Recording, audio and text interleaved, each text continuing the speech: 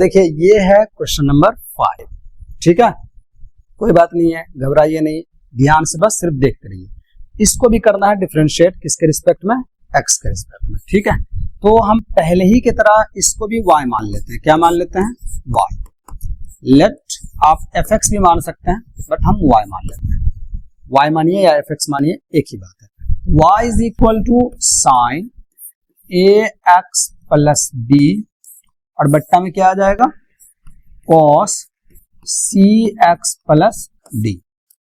तो हम लिखते हैं इसको डिफरेंशिएट करना है किसके रिस्पेक्ट में, x के रिस्पेक्ट में। तो सेम वही लाइन लिखिएगा जो आपको हम बताए हैं, differentiating with respect to x we get. सही है। अब जब इसको आप डिफरेंशिएट कीजिएगा, पहले तो चलिए हम एक लाइन लिख देते हैं, फिर समझाते हैं। dy by dx is equal to d sine ax plus b और बट्टा में क्या है? cos cx plus d। और आपको इसको डिफरेंशिएट करना है किसके रिस्पेक्ट में, x के रिस्पेक्ट में। तो इस क्वेश्चन को आप तभी डिफरेंशिएट कर पाइएगा जब आपको एक रूल पता होना चाहिए। क्वोशिएंट रूल मतलब u बाय v वाला, यहां हम लिख देते हैं। हालांकि हमने पहले सब बता रखा है, लेकिन चलिए एक दफा फिर हम यहां लिख देते हैं। रूल होता है du by v upon dx। इसमें जो नीचा होता है उसका हमको क्या करना होता है? स्क्वायर करना होता है, फिर इसी को छोड़ना होता है, और ऊपर वाले का क्या करना होता है? डिफरेंशिएट करना होता है। फिर बीच में डालना होता है माइनस, फिर जिसको डिफरेंशिएट किया उसको छोड़िए और फिर जिसको छोड़े थे उसको पकड़िए। ठीक है, ये रूल है। तो इसमें जो भी ऊपर होगा उसको हम क्या मानेंगे? u, और जो नीचा होगा उसको क्या मानेंगे? v। तो यहां आप अगर गौर से देखिएगा तो u का पोजीशन किसने ले रखा है और v का पोजीशन किसने ले रखा है? ध्यान से देखिए, सोचिए अच्छे से। आपको लग रहा है ना, जो u जिस पोजीशन पे है उसके जगह पर आपका है साइन ax प्लस b है, और जहां v है वहां क्या है? cos cx plus d। और अगर आपने इस रूल को समझा है तो बस कुछ करना नहीं है, उसका क्या कीजिए? कॉपी कीजिए। समझ रहे बात क्या बोल रहे हैं? इस रूल का कॉपी कीजिए। देखिए ध्यान से, कॉपी करता है तो इसके नीचा क्या है? बताइए, नीचा क्या है? कॉस है। आपको कॉस का स्क्वायर करना पड़ेगा। ये एंगल है, एंगल का स्क्वायर मत कर दीजिएगा, ये थीटा की जगह पर है। आ रहा बात समझ में क्या बोल रहे हैं? मान लीजिए आपको कहीं कहा जाए कि कॉस थीटा का आप स्क्वायर कीजिए, तो आप कॉस स्क्वायर थीटा नहीं लिखिएगा, या आप कॉस स्क्वायर और थीटा स्क्वायर लिखिएगा। नहीं, आप सिर्फ क्या लिखिएगा? Cos square theta. तो ये थीटा की जगह पर है, मतलब एंगल की जगह पे है। ठीक, अब इसी को हमको छोड़ना है, मतलब कॉस cx प्लस d को ही छोड़ना है। किसको पकड़ना है? साइन को। तो लिखिए d sine ax plus b और बट्टा में क्या लिखेंगे हम? dx। बीच में क्या डलाएगा? माइनस। अब जिसको आप पकड़े थे उसको छोड़ दीजिए, मतलब साइन ax प्लस b को क्या कर दीजिए? छोड़ दीजिए। किसको पकड़ेगा? इसको मिटा देता है। किसको पकड़िएगा बताइए?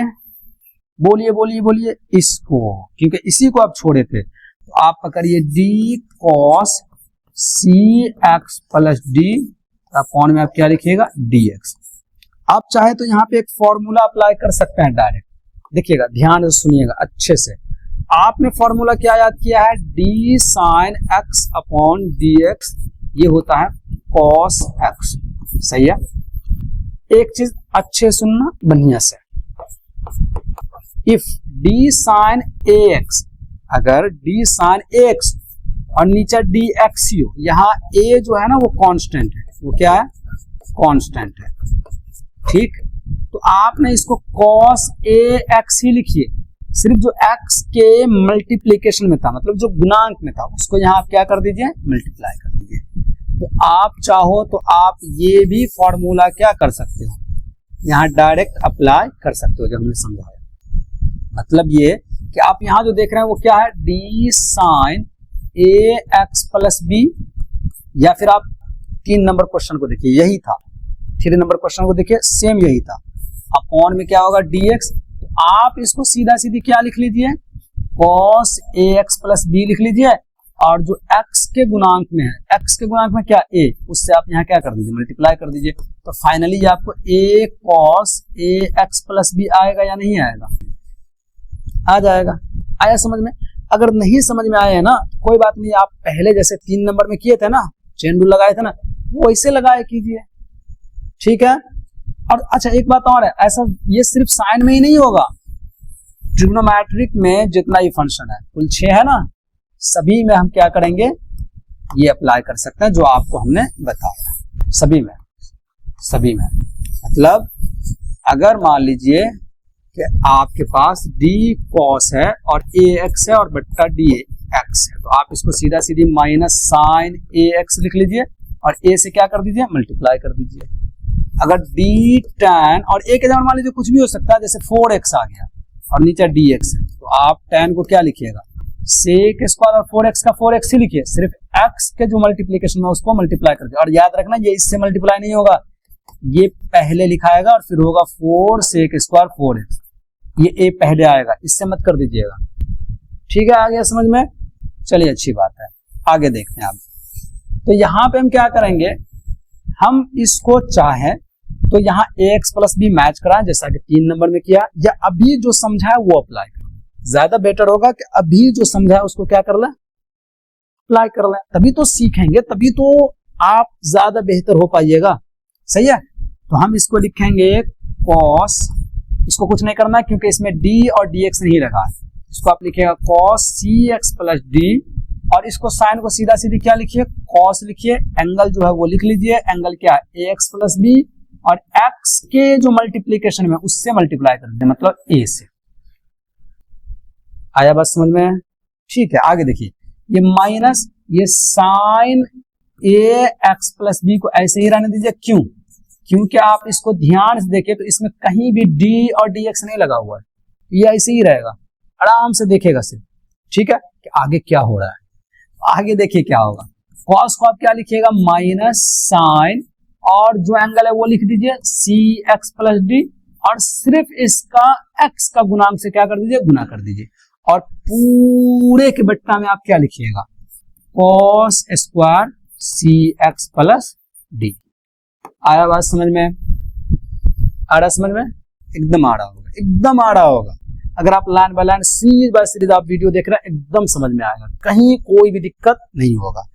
अब क्या कीजिए, देखिए ये यहां से यहां तक मल्टीप्लीकेशन में सबको मल्टीप्लाई करके लिख दीजिए। पहले हम a को लिख देते हैं क्योंकि a कांस्टेंट है, a cos cx plus d, और इनटू में क्या होगा, cos ax प्लस b, और यहां से यहां तक देखिए यहां भी माइनस है और यहां भी माइनस है, तो माइनस माइनस तो पहले आप प्लस कीजिए, और फिर इसमें कांस्टेंट क्या है, c को लिख लीजिए, फिर लिखिए साइन ax प्लस b, और इनटू में क्या लिखाएगा, साइन cx प्लस d, और पूरे का बट्टा क्या हो जाएगा, cos square cx plus d। ठीक है, आप यहाँ पे भी आंसर छोड़ सकते हैं, बट एनसीईआरटी में इन्होंने इससे थोड़ा सा आगे क्या कर दिया, सिंपलीफाई कर दिया। तो चलिए हम वो कर देते हैं। अब आप हमको एक बात ये बताइए कि cos स्क्वायर थीटा, ये जो cx प्लस d यही थीटा, ये इसके ही बट्टा में है और इसके ही बट्टा में है, अलग अलग कर दीजिए। क्या कर दीजिए, अलग अलग।